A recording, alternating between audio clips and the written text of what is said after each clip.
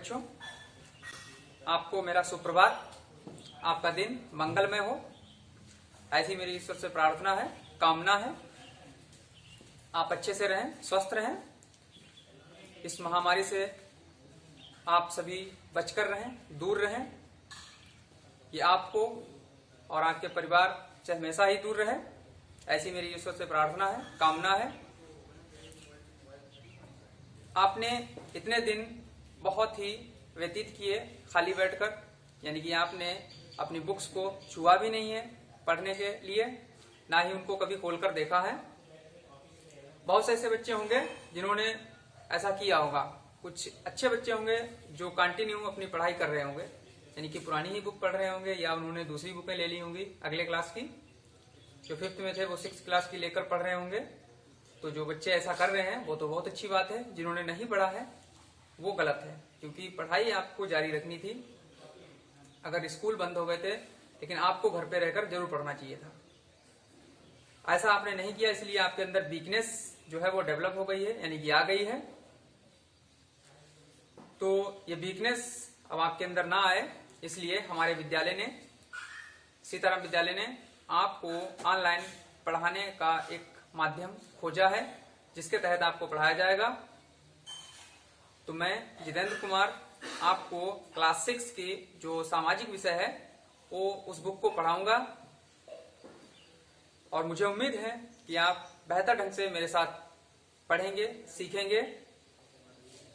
जैसा कि आप सभी जानते हैं कि जो पढ़ाई है उसका आपका काफी नुकसान हुआ है, तो उस नुकसान की भरपाई तो हम कर नहीं सकते हैं, क्योंकि जो समय गुजर गया है उसको दोबारा तो लाया नहीं जा सकता। लेकिन अब वो बर्बाद ना हो समय, इस तथ्य को ध्यान में रखते हुए हमारा विद्यालय आपकी शिक्षा के लिए प्रयत्नशील है। तो चलिए बढ़ते हैं अपने सब्जेक्ट की तरफ, विषय की तरफ। तो आप ये समझ लें कि क्लास 6 की ये बुक जो है आपको लेनी है। ये है हमारा समाज, क्लास 6 लिखा है, ये बुक देख लीजिए। ये बुक आपको लेनी है, इसी बुक से आपको पढ़ना है, और इसी बुक से मैं आपको पढ़ाऊंगा। और जैसे कि आप देख रहे होंगे, इसमें पहला चैप्टर है, लिखा हुआ है ऊपर पृथ्वी की गतियां। ये आप देख रहे होंगे बोर्ड पे लिखा है, और ये आपका फर्स्ट चैप्टर है, ये देख लीजिए। बिल्कुल ये पहला चैप्टर है आपके लिए, यही आपको पढ़ना है।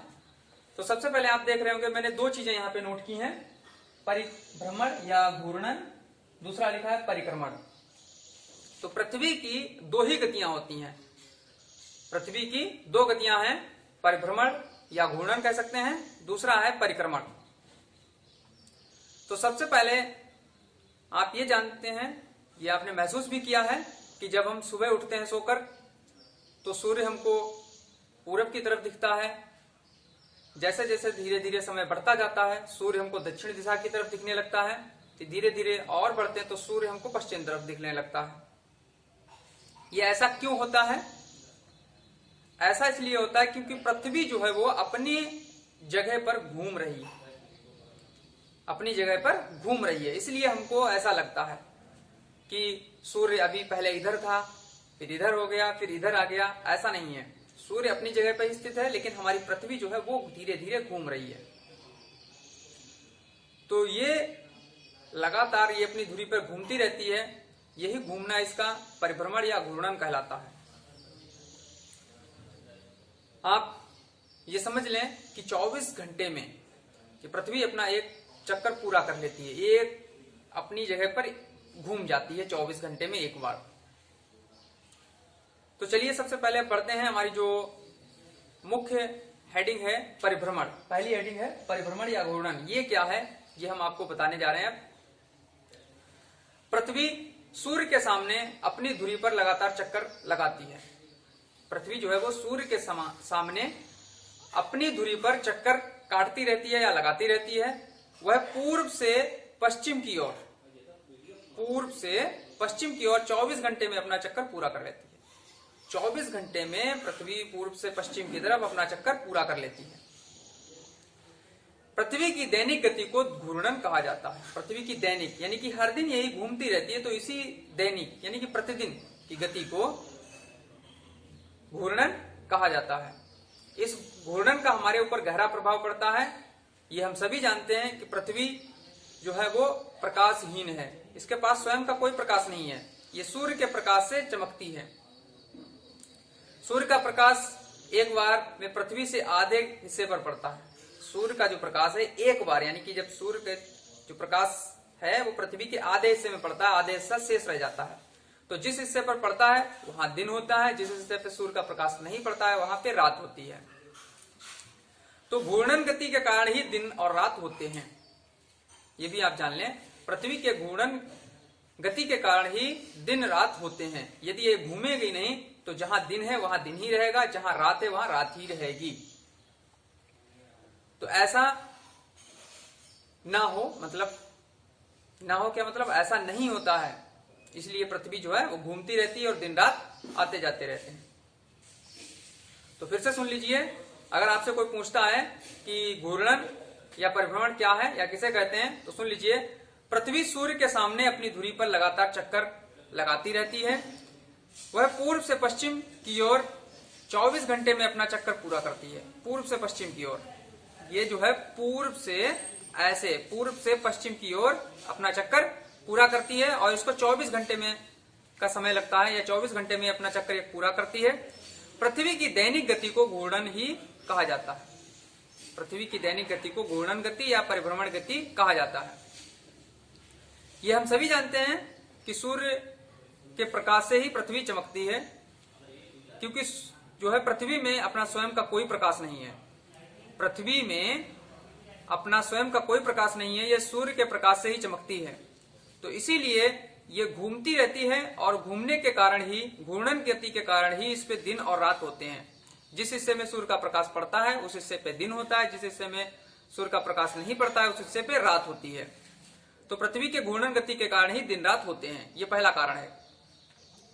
दूसरा आप देख लीजिए, लिखा है परिक्रमण। परिक्रमण क्या कहती है कि मतलब अपनी जगह पे घूमते हुए ये सूर्य का चक्कर लगाती है, सूर्य का चक्कर लगाती है। ये देखिए हमने डायग्राम भी आपके लिए बनाया है परिक्रमण गति का। ये सूर्य है और पृथ्वी अपना चक्कर जो है वो लगा रही है। ये पश्चिम से पूर्व दिशा की ओर घूमती है, पश्चिम से पूर्व दिशा की ओर घूमती है और अपने अक्ष पर घूमती भी रहती है ऐसे कंटिन्यू, और ये धीरे धीरे चक्कर भी लगाती जाती है। आप देखे होंगे या आप जानते हैं कि जब आप यज्ञ होता है तो यज्ञ में देखा होगा व्यक्ति चारों ओर परिक्रमा करता है, या कहीं किसी स्थान पे जाता है तो वहां पूजा करता है, उसके बाद उस स्थान की परिक्रमा करता है तो चक्कर लगाता है उस स्थान का। तो वैसे ही पृथ्वी जो है वो सूर्य का चक्कर लगाती है।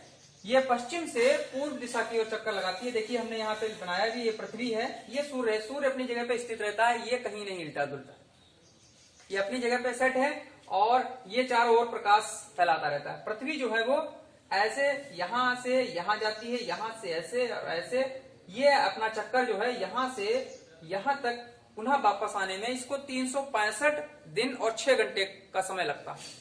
एक चक्कर यानी कि एक चक्कर पूरा करने में, यहां से यहां पुनः वापस आने में इसको 365 दिन और 6 घंटे का समय ये लगता है एक चक्कर लगाने में।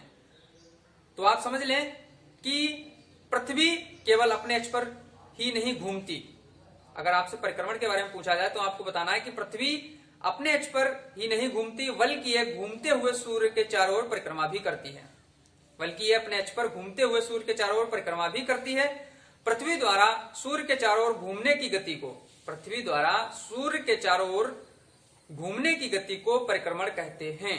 फिर से सुन लीजिए, अगर आपसे कोई पूछता है परिक्रमण क्या है, तो पृथ्वी द्वारा सूर्य के चारों ओर घूमने की गति को परिक्रमण कहते हैं। और ये एक परिक्रमा करने में 365 दिन और 6 घंटे का समय लेती है, लेकिन साधारण तौर पर हम 365 ही दिन जोड़ते हैं या कहते हैं, और जो 6 घंटे का शेष समय होता है उसको हम छोड़ देते हैं। जैसे जैसे जब चौथा वर्ष आता है, जैसे जैसे चौथा वर्ष आता है, पहला वर्ष, दूसरा वर्ष, तीसरा वर्ष, चौथा वर्ष जब आता है तो उन्हीं 6 घंटों को हम जोड़ लेते हैं। तो चौथा वर्ष हमारा बन जाता है 366 दिन का, 366 दिन का। एक दिन बढ़ जाता है। चौथे वर्ष जब आता है या चौथा वर्ष जब आता है तो चौथे वर्ष में हम एक दिन का समय और जोड़ देते हैं, तो ये वर्ष 366 दिन का हो जाता है। इसको अधिवर्ष या लीप वर्ष कहते हैं। इस वर्ष को हम क्या कहेंगे? अधिवर्ष या लीप वर्ष, या इंग्लिश में इसको कहेंगे लीप ईयर। इस वर्ष में फरवरी का महीना जो होता है वो 29 दिन का होता है। इस वर्ष में जो फरवरी का माह होता है या महीना होता है वो 29 दिन का होता है। जैसे आपने देखा होगा सन 2008, 2012, 2016 और इस समय चल रहा है सन 2020, तो इसमें आपने देखा होगा जो फरवरी है वो 29 दिन की होगी। वैसे 2019 था, 2018 था, 2017 था, इनमें फरवरी जो थी वो 28 दिन की थी। ये 2020 चल रहा है, फरवरी 29 दिन की हो गई। जैसे 2021 आएगा उसमें फिर पुनः फरवरी 28 दिन की हो जाएगी। तो ये आप ये जोड़ समझ लें कि जो 366 दिन का जो वर्ष होता है उसको लीप ईयर कहते हैं या अधिवर्ष कहते हैं।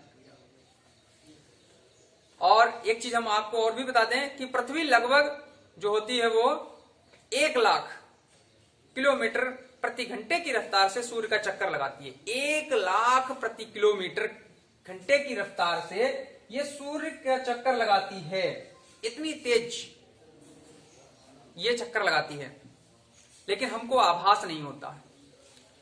हमको आभास नहीं होता, हमें तो लगता है हम जैसे थे वैसे ही हैं। ये इसलिए आभास नहीं होता क्योंकि पृथ्वी इतनी विशाल है, तो हमें इसीलिए आभास नहीं होता है। जब आपने देखा होगा कि सर्कस लगा होता है, उसमें जो घूमने वाला होता है झूला, उसमें बैठते हैं तो हमको लगता है कि हम घूम रहे हो। यही बहुत विशाल झूला हो और उसमें आपको बीच में बिठा दिया जाए और घुमाया जाए तो आपको आभास नहीं होगा कि हम घूम रहे हैं या स्थिर हैं। तो इसलिए ये रफ्तार तो इसकी बहुत है, लेकिन विशाल काय होने के कारण हम इसका आभास नहीं कर पाते हैं कि हम भी घूम रहे हैं, लेकिन हम भी घूमते हैं। जैसे जैसे पृथ्वी घूर्णन करती है, परिभ्रमण करती है, परिक्रमण करती है, वैसे वैसे हम भी घूमते रहते हैं, लेकिन हमें आभास नहीं होता है। तो आप ये बात एक बार पुनः सुन लें कि परिभ्रमण या घूर्णन क्या है। तो आपको बताना है कि पृथ्वी सूर्य के सामने अपनी धुरी पर लगातार चक्कर काटती रहती है। वह पूर्व से पश्चिम की ओर 24 घंटे में अपना एक चक्कर पूरा कर लेती है। पृथ्वी की दैनिक गति को घूर्णन गति या परिभ्रमण गति कहा जाता है। इसमें पृथ्वी में स्वयं का अपना प्रकाश नहीं होता है, ये सूर्य के प्रकाश से चमकती है या प्रकाशवान होती है। जिस हिस्से पर सूर्य का प्रकाश पड़ता है, यानी कि 2 हिस्से पृथ्वी के माने गए हैं, एक आधा हिस्सा इधर, आधा हिस्सा इधर। जैसे ये बुक है, ये है मान लीजिए, तो ये इसका आधा हिस्सा, ये इसका आधा हिस्सा है। तो जिस हिस्से पर सूर्य का प्रकाश पड़ता है वहां दिन होता है, और इधर जब नहीं पड़ता तो उधर रात होती है। तो पृथ्वी के घूर्णन गति के कारण ही दिन रात होते हैं। दूसरा है परिक्रमण। परिक्रमण क्या है? ये पृथ्वी अपने अक्ष पर जो है घूमते हुए सूर्य का चक्कर लगाती है। पृथ्वी द्वारा सूर्य के चारों ओर घूमने की गति को परिक्रमण गति कहते हैं। पृथ्वी को सूर्य का एक चक्कर पूरा करने में लगभग 365 दिन और 6 घंटे का समय लगता है, लेकिन साधारण तौर पे हम 365 ही दिन जोड़ते हैं और 6 घंटे को छोड़ देते हैं। जब 3 वर्ष पूरे हो जाते हैं, चौथा वर्ष जब आता है, तो उस जो 6 घंटे हमने छोड़ दिए थे, उन 6 घंटे से 6 घंटे को हम चौथे वर्ष में जोड़ लेते हैं और एक दिन मेरा बढ़ जाता है। तो वो वर्ष, चौथा वर्ष हमारा 366 दिन का हो जाता है। इस वर्ष को हम अधिवर्ष या लीप वर्ष कहते हैं। इस वर्ष में फरवरी जो है वो 29 दिन की होती है। फरवरी जो माह है या फरवरी का महीना है जो, वो 29 दिन का होता है। जैसे कि आप जान रहे होंगे कि 2020 चल रहा है, इसमें आपने देखा होगा कि फरवरी जो है वो 29 दिन की है। अभी 2019 चल रहा था तो उसमें फरवरी 28 दिन की थी। ऐसे ही 2021 आएगा तो उसमें फरवरी पुनः 28 दिन की आ जाएगी। तो इस तरह से 2008, 12, 16 और 20 इसमें फरवरी जो है वो 29 दिन की है। बाकी शेष जो है वर्ष, जैसे 2009, 10, 11, 17, 18, इनमें जो है फरवरी 28 दिन की थी। और हमने एक चीज आपको बताई थी कि पृथ्वी जो है वो 1 लाख प्रति किलोमीटर घंटे की रफ्तार से सूर्य का चक्कर लगाती है। तो इन सब बातों का आपने विशेष तौर पे ध्यान दिया, या इस मेरे द्वारा जो भी बताई गई चीजें हैं उसको आपने सुना। अब आपके लिए वर्क क्या है, वर्क मैं आपको बताने जा रहा हूं कि परिभ्रमण या घूर्णन गति किसे कहते हैं। परिभ्रमण या घूर्णन गति किसे कहते हैं। दूसरा क्वेश्चन है परिक्रमण गति किसे कहते हैं। लीप, तीसरा है लीप वर्ष जो है उसमें कितने दिन होते हैं। लीप वर्ष में या एक अधिवर्ष में कितने दिन होते हैं। तो ये तो था आपके लिए मेरा होमवर्क, ये मेरा आपके लिए पहला वीडियो था। अगर कोई चीज समझ में ना आए तो ये मेरा कांटेक्ट नंबर है, इस पे आप फोन भी कर सकते हैं, व्हाट्सएप के माध्यम से भी मेरे पास भेज सकते हैं जो भी आपको ना समझ में आए। तो इन्हीं शब्दों के साथ मैं अपनी वाणी को विराम देना चाहता हूं। मिलते हैं इस पाठ से जुड़ी हुई जो भी जानकारियां हैं वो आपके अगले वीडियो में मैं आपके लिए लेकर आऊंगा। आज के लिए बस इतना ही। जय हिंद, जय भारत।